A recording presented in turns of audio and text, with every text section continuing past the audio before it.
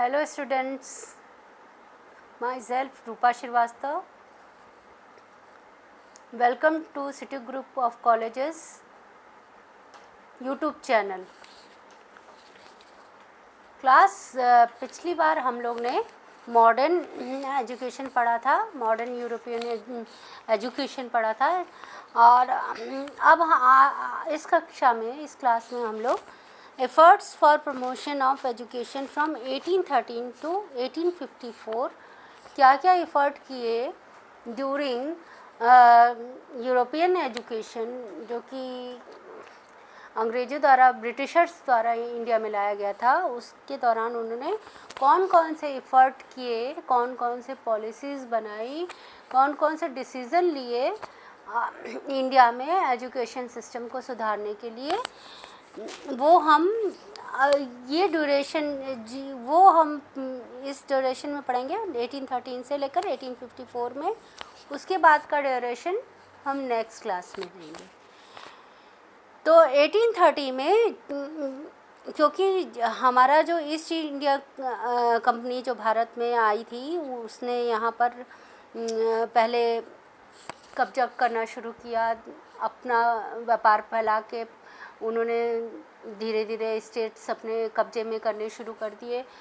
फिर वहाँ उस समय कुछ समय तक एजुकेशन बहुत ही डिस्टर्ब्ड रहा इंडिया में. फिर उन लोगों को लगा कि भारत में भी एजुकेशन की कुछ प्रावधान को सुधारना चाहिए. ब्रिटिश पार्लियामेंट में इसकी हर 20 इयर्स में चार्टर एक्ट में सुधार होता था. तो 1813 में जब चार्टर एक्ट में एक कुछ नए पॉलिसीज़ आई और रिन्यूड हुआ वो चार्टर एक्ट 1813 में, तो उस समय जो है क्रिश्चियन मिशनरीज़ बहुत ही दबाव डाल रही थी कि जिस जगह में ब्रिटिशर्स ने अपना कब्जा किया है वहाँ उनको एजुकेशन का देखना चाहिए, एजुकेशन को प्रमोट करना चाहिए और वहाँ भी अपने कल्चर को उनको इंट्रोड्यूस कराना चाहिए. इसके लिए क्रिश्चियन मिशनरी ने बहुत दबाव डाला वहाँ पर पार्लियामेंट में. तो वहाँ पर इस बात का एक रिन्यूअल हुआ चार्टर एक्ट में जो 1813 में आया. उसके अनुसार आप देख रहे हैं जैसे कि यहाँ पर चार्टर एक्ट 1813 में एक रिन्यूअल आया जो कि 20 इयर्स बाद आया था तो ब्रिटिश पार्लियामेंट में. तो missionaries of an European country will have full freedom. पहला था इनका कि missionaries of any European country will have full freedom to visit India to propagate Christianity and to expand education there. पहला इनका motive क्या था? जितने भी मिशनरीज़ हैं जो क्रिश्चियनिटी को प्रमोट करते हैं उनको फ्रीडम मिले. जितने भी यूरोपियन कंट्रीज़ हैं वहाँ सबको वो जा सकें, ये जहाँ जैसे कि इंडिया का ब्रिटिशर्स के रूल में आ गया था, ब्रिटिशर्स इंडिया में रूल करने लगे थे, तो वो क्रिश्चियन मिशनरीज थी जो वो वहाँ पर इंडिया में आकर अपना वेस्टर्न टाइप एजुकेशन को प्रमोट कर सकें. ऐसा उनको फ्रीडम का अधिकार मिल गया था, उनको स्वतंत्रता मिल गई थी यहाँ पर मिशनरीज़ को एजुकेशन प्रमोट करने की और अपने धर्म को भी प्रमोट करने की. नेक्स्ट उनका था it will now be the responsibility of East India Company to organise education in the area under its rule. Next में इनका था कि जितनी भी ब्रिटिश जो एम्पायर उनका बढ़ गया था, जहाँ जहाँ उन्होंने जीत हासिल की थी ईस्ट इंडिया कंपनी ने, तो उस एरिया में वो एजुकेशन को भी प्रमोट करें. सिर्फ वहाँ पर शासन ही ना करें, वहाँ के लोगों को भी अपनी शिक्षा का ज्ञान प्रदान करें और एजुकेशन को प्रमोट करें वहाँ की। और थर्ड इनका था कि वो 1 लाख रुपये प्रतिवर्ष व्यय करेंगे इंडियन एजुकेशन पे, इंडिया में एजुकेशन को प्रमोट करने के लिए। A sum of not less than 1 lakh of rupees each year shall be set apart and applied to the revival and improvement of literature and encouragement of the learned native of India। इसके लिए उन्होंने बहुत प्रयास किए कि मतलब education को promote किया जाए इंडिया में। अब यहीं से इस चार्टर एक्ट में ओरिएंटलिस्ट एंड एंग्लिसिस्ट का कंट्रोवर्सी स्टार्ट हो गई। कंट्रोवर्सी मतलब मतभेद हो गया कि वो ये जो यंग पीपल थे इनके ऑफिस में अंग्रेज़ों के, जो ईस्ट इंडिया कंपनी थी, उसमें वो ऐसा कहा गया था कि जो ये रुपए हैं वो लिटरेचर पे और लर्न नेटिव पे खर्च किए जाएंगे। वो the term literature and learn native were not clearly defined in section 43 of the charter act 1813। तो उनको ऐसा लगा कि नेटिव का मतलब तो जहाँ इनके जितने भी लोग होते हैं, जो उस देश के लोग थे, उनकी भाषा पे, उनके लिटरेचर पे और उन लोगों पे खर्च किए जाएंगे। लेकिन जो कंपनी में, ईस्ट इंडिया कंपनी में काम करते थे यंग ऑफिसर्स, उनको ऐसा लगा कि लिटरेचर का मतलब ये है कि वेस्टर्न लिटरेचर, और लर्न नेटिव का मतलब है जो स्कॉलर जो कि इंग्लिश मीडियम से पढ़े लिखे थे उनके बारे में वो कहा जा रहा है। तो ये यहीं से कंट्रोवर्सी स्टार्ट हो गई और ओरिएंटलिस्ट एंड इंग्लिशिस्ट के बीच में। जैसा कि आपको पता है कि 1757 तक जो है ईस्ट इंडिया कंपनी प्रारंभ कर दिया था, उसने पॉलिटिकली विजय प्राप्त कर ली थी इंडिया पर और यहाँ पर गवर्न करने लगी थी मिड 18th सेंचुरी तक। तो वो एजुकेशन सिस्टम वो समय बहुत चरमराई हुई थी। यहाँ पर एजुकेशन व्यवस्था की इतनी बुरी हालत थी कि कोई ध्यान ही नहीं दे रहा था, सारे इस तरह के सिस्टम चले जा रहे थे। उधर मुस्लिम एजुकेशन भी चल रहा था और हिंदू सिस्टम एजुकेशन भी चला जा रहा था। तो और सब अपनी अपनी तरीके से पढ़ाते थे, कोई प्रॉपर अरेंजमेंट नहीं था, थोड़ी बहुत शिक्षा दी जाती थी बस। एक वेल ऑर्गेनाइज एजुकेशन सिस्टम नहीं था उस समय। तो अंग्रेज़ों ने इस दिशा में सोचा और लेकिन वो अपने लिटरेचर और लैंग्वेज को यहाँ प्रमोट करना चाहते थे। उसमें सबसे बड़ा योगदान क्या था? मैकाले का था। उनके जो मैकाले मिनट जो आया उनका, उससे बहुत बड़ा फ़र्क पड़ा इंडियन एजुकेशन सिस्टम में। जैसे वो उन्हीं को कहा जाता है, मैकाले को, architecture of Indian education system उस समय के।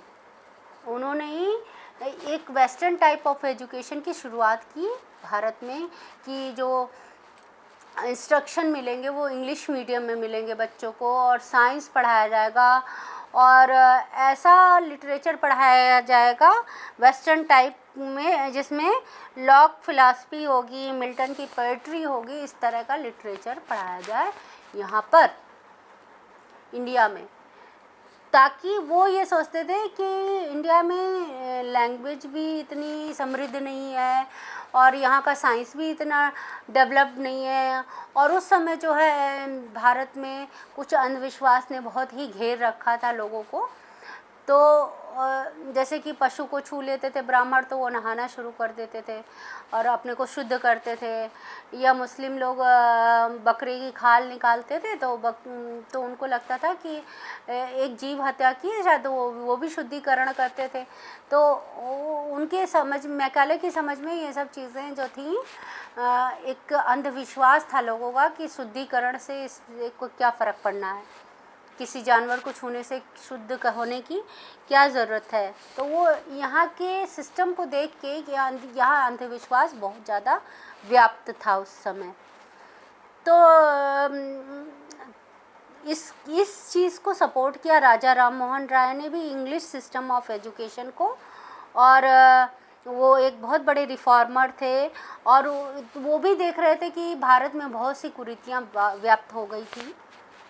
आप जैसा कि जानते ही हैं कि सती प्रथा और ये सब, इन्होंने विधवा विवाह कर पे जोर दिया और बाल विवाह को रोका। ये सब चीज़ें राजा राम मोहन ने इंट्रोड्यूस कराई थी। तो उनकी नज़र में भी ऐसा था कि भारत में जो है एजुकेशन का सिस्टम बहुत निचले स्तर का होता जा रहा है और वेस्टर्न एजुकेशन जो साइंस प्रमोट कर रहा है, उनका लिटरेचर भी हमसे कहीं समृद्ध होता जा रहा है और all over the world English के थ्रू, हम मीडियम के थ्रू हम सबसे बातचीत कर सकते हैं।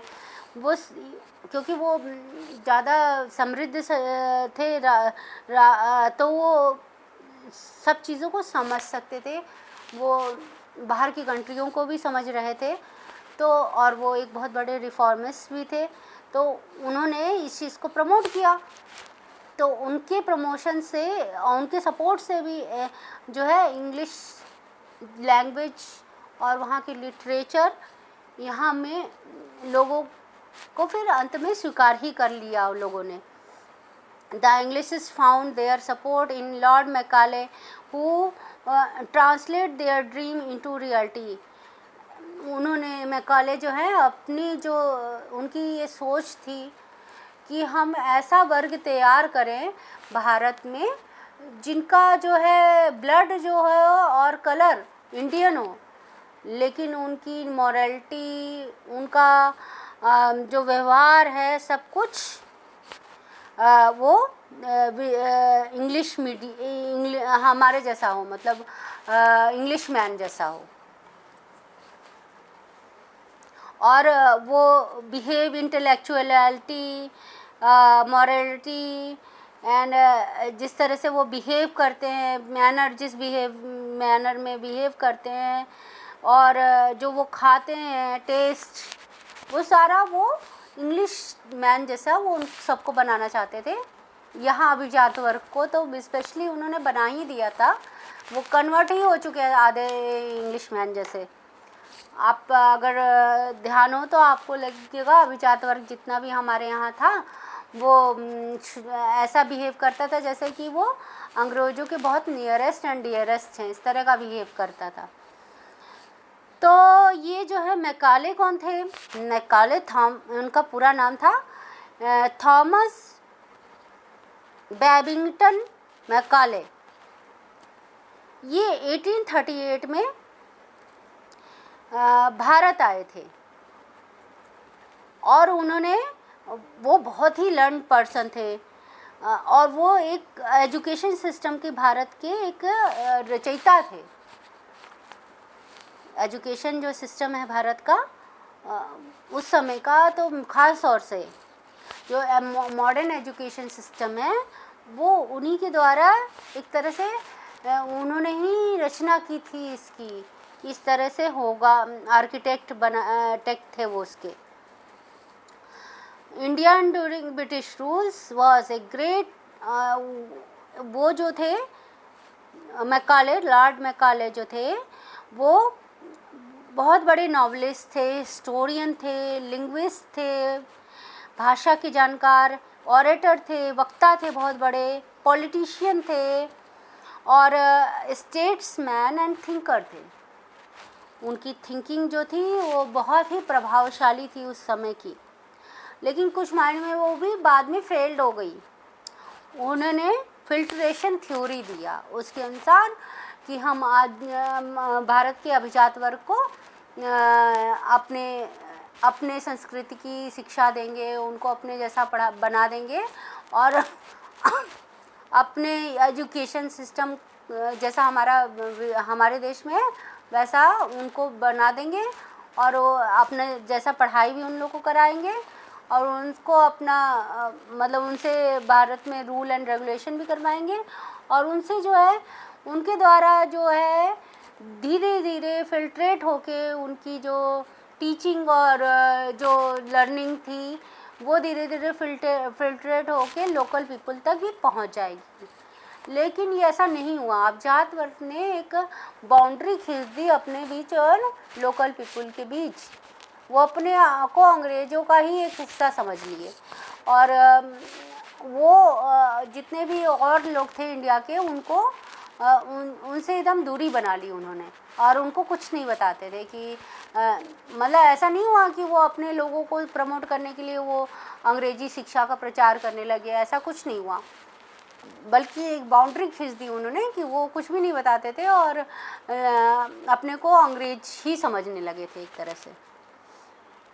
और ये जो है मैकाले जो हैं 1838 में भारत आए और वह law member of executive council of governor general के बना दिए गए और he was also appointed as the president of general committee on public instruction by governor general lord william bentinck। बेंटिक्ट ने इन्हें बहुत ढेर सारी उपाधियां दे दी इनके व्यक्तित्व से प्रभावित होकर। मैकाले जो हैं 1835 में उन्होंने सजेस्ट किया कि अपना डिटेल प्लान सजेस्ट किया popularly known as Macaulay minutes. Macaulay minutes बहुत ज़्यादा फेमस है। जैसा कि आप उनकी जो थ्योरी थी कि कैसी पढ़ाई होनी चाहिए और यहाँ कैसा एजुकेशन सिस्टम होना चाहिए वो मैकाले मिनट्स के नाम से जाना जाता है। उन्होंने डिटेल प्लान सजेस्ट किया और ब्रिटिश एजुकेशन इन इंडिया कैसे यहाँ इंडिया में ब्रिटिश एजुकेशन सिस्टम लागू किया जाए। Through his famous minute he urged to government to undertake a formal western type of education imparting knowledge of western literature and science through English as a medium of instruction। वो चाहते थे कि भारत में British type of education promote किया जाए, western type of education जो कि कहलाता है और उस एजुकेशन में लिटरेचर वेस्टर्न लिटरेचर और साइंस पढ़ाई जाए और उसका मीडियम क्या हो, इंग्लिश लैंग्वेज हो। अब कुछ विशेषताएं थी मैकाले मिनट की। मैकाले मिनट जो है लॉर्ड मैकाले उन्होंने किस दिन दिया था, ये 2 फरवरी 1835 में ये अपना प्लान बताया था गवर्नमेंट को। The minute of his education policy advocated western education by supporting English medium education in India. वो चाहते थे कि इंग्लिश मीडियम ही बना रहे। इंस्ट्रक्शन का जो भी भारतीय स्कॉलर हैं उनको वो भारतीय स्कॉलर तभी कहलाते थे वो जो कि English type of education instruction उनका इंग्लिश में ही मिला हो और वो फिलॉसफी भी पढ़े हो तो लॉक की और मिल्टन की पोइट्री पढ़े हों और वो अपने देश की पोइट्री वगैरह से उनको कोई मतलब उनको नहीं पढ़ाने का वो मोटिव था उनके देश के, बल्कि वो अपने ब्रिटिश एजुकेशन के थ्रू उनको स्कॉलर्स बनाना चाहते थे, उनको उसका ज्ञाता बनाना चाहते थे, विद्वान बनाना चाहते थे अपने देश के लिटरेचर का और साइंस का इंग्लिश मीडियम के थ्रू। इंस्ट्रक्शन जो होता था बच्चों को जो दिया जाता था और वो लाइक भी करते थे कि हम इंग्लिश मीडियम से पढ़ रहे हैं। आज भी बहुत लोग लाइक करते हैं कि इंग्लिश अपने देश की भाषा की वनस्पति इंग्लिश को पढ़ना, इंग्लिश मीडियम पर पढ़ना ज़्यादा पसंद करते हैं क्योंकि इंग्लिश जो है वर्ल्ड, पूरे वर्ल्ड में सभी लोग इंग्लिश लैंग्वेज कम्युनिकेशन का एक तरह से माध्यम हो गया है कि इंग्लिश के द्वारा ही सभी कम्युनिकेट करते हैं एक दूसरे से। अगर अपनी लैंग्वेज के अलावा किसी दूसरा लैंग्वेज अगर कोई पढ़ना चाहता है तो इंग्लिश ही लैंग्वेज पढ़ना चाहता है। तो कहीं न कहीं ये विचारधारा जो है अंग्रेज़ों की पहले से ही वो ऐसा बना दिए कि सब, और अंग्रेज़ों ने बहुत से देशों में कब्जा भी कर लिया था ब्रिटिशर्स ने, तो वो हर जगह इंग्लिश का उन्होंने प्रचार किया ही, और इस तरह से English all over world communication का मीडियम बन गई। Mean of word literature, Macaulay minute के फीचर्स क्या थे, मीनिंग उनका क्या होता था, लिटरेचर से उनका क्या मतलब था। As per order of 1813 the literature word was used only to refer literature of English. जैसा कि मैंने आपको बताया कि लिटरेचर से उनका मतलब सिर्फ इंग्लिश में ही लिटरेचर जो था उसको पढ़ाना होता था, उनको सिखाना होता था। उनका ये मतलब नहीं था कि संस्कृत, अरेबिक और पर्शियन लिटरेचर पढ़ाया जाए। इंडियन स्कॉलर कौन होता था? इंडियन स्कॉलर वो होता था जो कि लॉक की फ़िलासफ़ी पढ़ा हो, मिल्टन की पोइट्री पढ़ा हो, वो जो है वो वही इंडियन स्कॉलर कहलाता था। वो इसी तरह से वो बाउंड करते थे western philosophy and English literature को पढ़ने के लिए।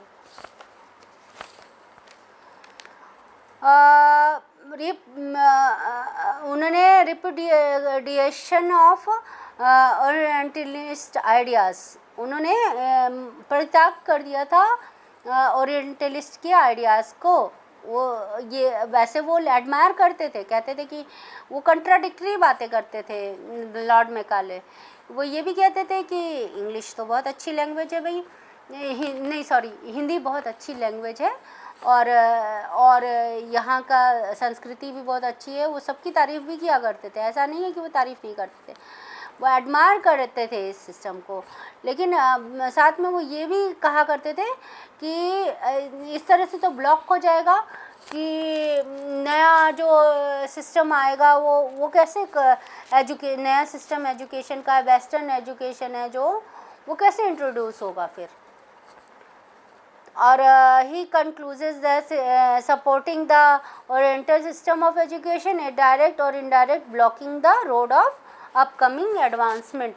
जो दुनिया में बदलाव आ रहा है, एडवांसमेंट आ रही है, अगर हिंदी लैंग्वेज को यूज़ करेंगे मीडियम ऑफ इंस्ट्रक्शन के तौर पे, तो ब्लॉक हो जाएगा। कैसे हम वेस्टर्न एजुकेशन को इंट्रोड्यूस कराएंगे इंडिया में।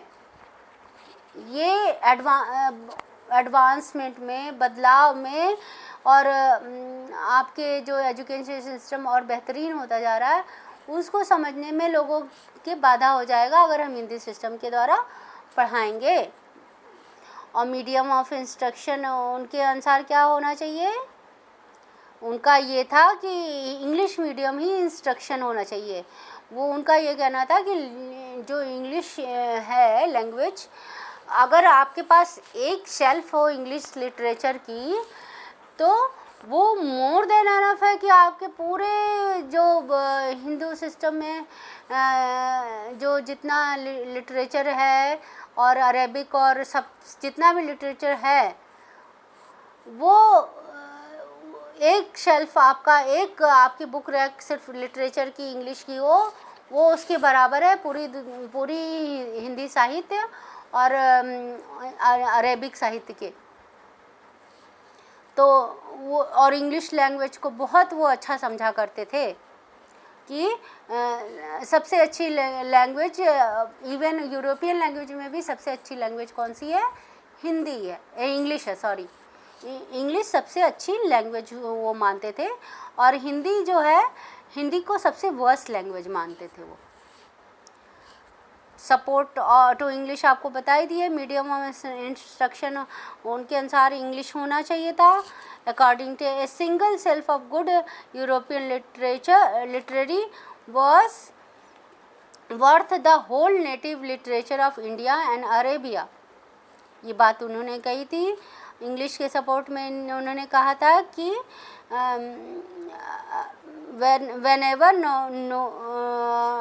knows they had already access to all the vast intellectual wealth which जिसके पास इंग्लिश की नॉलेज है उसके पास दुनिया की सारी दौलत है जो कि जो अर्थ पे है, जो गॉड ने क्रिएट किया है, अगर जिसके पास बौद्धिक संपदा है, इंग्लिश लैंग्वेज का जानकार जो है उसके पास एक बहुत बड़ी बौद्धिक संपदा है। जो इंग्लिश लैंग्वेज का जानकार होता है उसके पास बहुत बड़ी बौद्धिक संपदा होती है बनस्पति उसके कि जो बाकी लैंग्वेज जानते हैं।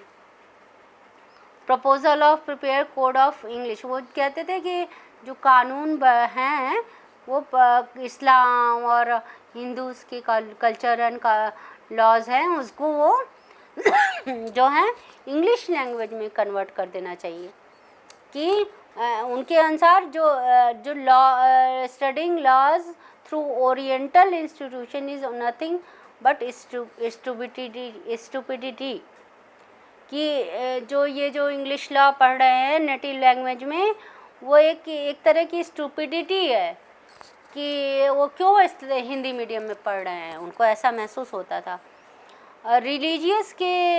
रिलीजियस कॉन्सेप्ट के क्षेत्र में वो साइलेंट रहे कि मैं तो सेक्युलर हूँ, मैं इस मामले में नहीं बोलूँगा, लेकिन वो ये चीज़ भी बोलते थे कि ये तो अगर किसी भेड़ बकरी को छू दिया या किसी गधे को छू दिया तो उसके बाद स्नान करना जैसे पंडित लोग करते थे, या ये तो बहुत बड़ी और बेवकूफ़ी है, उनको ऐसा लगता था। और या बकरे की खाल उतारने के बाद स्नान करना किसी को हत्या करके, तो वो भी बहुत बड़ी बेवकूफ़ी इनको लगती थी। तो क्लियर स्किन इस गोट इस तरह के कल्चर को प्रमोट करना वो अच्छा नहीं समझते थे। कुछ अंधविश्वास तो था ही हमारे कल्चर में, तो वो ये चीज़ों को अच्छा नहीं मानते थे और वो सेक्युलर रहना, वो इसमें रिलीजन के बारे में वो कुछ नहीं बोलना चाहते थे। और वो ये भी कहते थे कि ये अगर हम हिस्ट्री, ज्योतिष एंड मेडिसिन्स एंड साइंस जो है, अगर फॉल्स जो रिलीजन है फॉल्स लैंग्वेज में पढ़ाएं तो इससे अच्छा नॉलेज नहीं कर पाएंगे बच्चे जो हैं। अब लास्ट है इसमें वेज ऑफ ग्रांट यूटिलाइजेशन, तो इन्होंने ये भी कहा जो है ग्रांट्स जो हैं कैसे यूटिलाइज़ किया जाए। जो ग्रांट्स दिया गया था ना 1 लाख रुपए का, वो कैसे यूटिलाइज़ किया जाए। चार्टर्ड एक्ट में आपको बताया हमने कि 1 लाख रुपए प्रति वर्ष दिया जाएगा इंडिया में एजुकेशन को प्रमोट करने के लिए। तो उसका यूटिलाइजेशन कैसे जाए, तो उसके लिए उन्होंने कहा था the main objective of British government to impart knowledge of science and European literature in the citizen of Indian. उनका मेन मुद्दा क्या था कि जो ज्ञान है और साइंस का और यूरोपियन लिटरेचर का वो इंडिया में फैलाया जाए। ये इसके लिए ज़्यादा पैसे खर्च किए जाएं। ग्रांट का एंटायर मोस्ट ऑफ द हिस्सा जो है इस चीज़ के लिए ज़्यादा खर्च किया जाए। ओरिएंटल इंस्टीट्यूशन विल कंटिन्यू, बल्कि वो ओरिएंटल इंस्टीट्यूशन को कंटिन्यू रखे थे। उनके मतलब जितने भी शिक्षक थे उनको वेतन दिया करते थे, लेकिन उनका ये भी कहना था कि इस लिटरेचर पे हम और भी प्रिंटिंग का काम नहीं करवाना चाहिए, बल्कि ये जो पैसे हैं वो हम अगर जो है जिससे ये इस लिटरेचर को जो पैसे बर्बाद होंगे अगर हम हिंदी लिटरेचर और उसको प्रिंटिंग करवाएंगे तो उसमें पैसे बर्बाद होंगे, और यही पैसे अगर हम इंग्लिश लिटरेचर और English medium of education of science in India promote करने के लिए खर्च करें तो उससे ज़्यादा बच्चों को फ़ायदा होगा। अब इसमें aim and objective of Macaulay minute क्या था। Knowledge of English will be helpful to the student, उनका ये मानना था कि इंग्लिश का नॉलेज जो है बच्चों को हेल्प करेगा। It is the key to modern knowledge and therefore more useful from Arabic and Sanskrit. उनको ऐसा लगता था ये एक चाबी है कि मॉडर्न नॉलेज को खोलने की एक चाबी है इंग्लिश लैंग्वेज। और अगर ये जो है मतलब इसकी ये यूज़फुल लैंग्वेज नहीं होती है, अरेबिक एंड संस्कृत जो है यूज़फुल लैंग्वेज नहीं होती है। इंग्लिश लैंग्वेज से यूरोपियन हम संस्कृति को जान सकेंगे। कहीं ना कहीं वो सही भी थे कि अगर हम उनकी चीज़ों को अगर उन्हीं की लैंग्वेज में पढ़ेंगे और चीज़ों को समझेंगे तो ज़्यादा बेहतर समझ सकेंगे, और इसके लिए हमें कन्वर्ट करने की ज़रूरत नहीं होगी अगर हम वो लैंग्वेज जानते होंगे। तो English stand preeminent even among the language of west of India. उनको लगता था कि इंग्लिश लैंग्वेज सबसे अच्छी, सबसे हायर पोजीशन पे खड़ी है, प्री एमिनेंटली खड़ी है सारी वेस्टर्न लैंग्वेज में। English is the language sponsored by ruling class, और ये भी था कि इंग्लिश जो है रूलिंग क्लास द्वारा स्पॉन्सर्ड की जा रही थी। It is likely to become the language of commerce throughout the seas of east. उन व्यापार का भी माध्यम बन गई थी, वाणिज्य व्यापार का माध्यम बन गई थी इंग्लिश लैंग्वेज। ईस्ट के समुद्र में जितने भी यूरोपियन आते थे यहाँ उधर से वेस्ट साइड से और यहाँ पर व्यापार करने के लिए, और ये समुद्र में वही लैंग्वेज का वही एक लैंग्वेज व्यापार का साधन बन गई थी। English would bring from about renaissance in India. पुनर्जागरण, जैसे इंग्लिश लैंग्वेज एक पुनर्जागरण का काल था इंग्लिश लैंग्वेज के द्वारा जो इंडिया में इंट्रोड्यूस किया गया, उससे पुनर्जागरण काल, वाकई में पुनर्जागरण काल हुआ। साइंस इसके जरिए आया, और इंडिया में भी साइंस जो वैदिक काल में जितनी नॉलेज थी वो फिर से फ्लरिश होने लगी, फिर से धीरे धीरे उसका आगमन हुआ, साइंटिस्ट पैदा होने लगे हमारे देश में जो कि एक लुप्तावस्था में हो गए थे कहीं ना कहीं मुस्लिम एजुकेशन के दौरान। तो ये इस दौरान ये ज़्यादा डेवलप हो गया हमारा देश भी, साइंस लैंग्वेज साइंस को और प्रमोट करने लगा। साइंस में भी बहुत से साइंटिस्ट प्रयास करने लगे, नए नए एक्सपेरिमेंट करने लगे। इंग्लिश एक पुनर्जागरण काल तो हुआ ही इंग्लिश पढ़ाने से यहाँ पर अपने भारत देश में। इंग्लैंड और जैसे कि वेस्ट में ग्रीक लैंग्वेज जब इंट्रोड्यूस की थी, ग्रीक एंड लैटिन लैंग्वेज ने एक पुनर्जागरण काल उत्पन्न किया था, वैसे ही भारत में इंग्लिश लैंग्वेज ने पुनर्जागरण काल पुनर्जागरण काल का उद्भव हुआ। The native are desirous of being taught English and are not eager to learn Sanskrit and Arabic. यहाँ के भारत के जो नेटिव थे, यहाँ के स्वदेशी लोग थे, वो लोग भी इंग्लिश का ज्ञान ग्रहण करने के लिए बहुत उत्साहित हो गए, और उनको संस्कृत और अरबिक में कोई इंटरेस्ट नहीं रह गया था। It is possible to make a native of this country good English scholar, and to that end our effort taught be directly। मतलब इसी की वजह से ये पॉसिबल हुआ कि इंग्लिश के ज्ञाता अपने देश में ज़्यादा विद्वान लोग उत्पन्न होने लगे। It was impossible to educate the body of people, but it was possible through English education to bring about।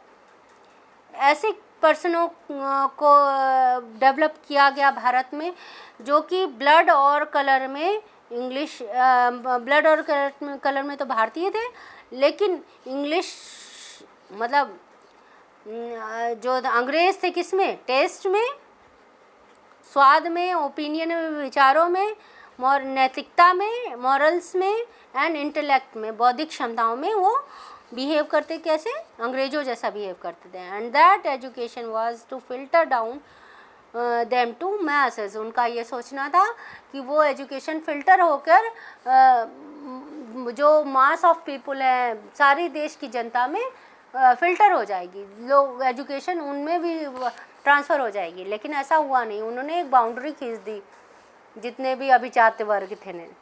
Macaulay wanted to develop level of education and strong educational system. वो मैकाले ये भी चाहते थे कि level of education भी develop हो सके, कि हायर क्लास को अलग तरह की एजुकेशन हो गई और उसके बाद नीचे वालों को थोड़ा बहुत नॉलेज होती थी। ठीक है क्लास, तो अब इसका इम्पैक्ट क्या पड़ा और मेरिट और डिमेरिट हम लोग नेक्स्ट क्लास में पढ़ेंगे। Thank you class.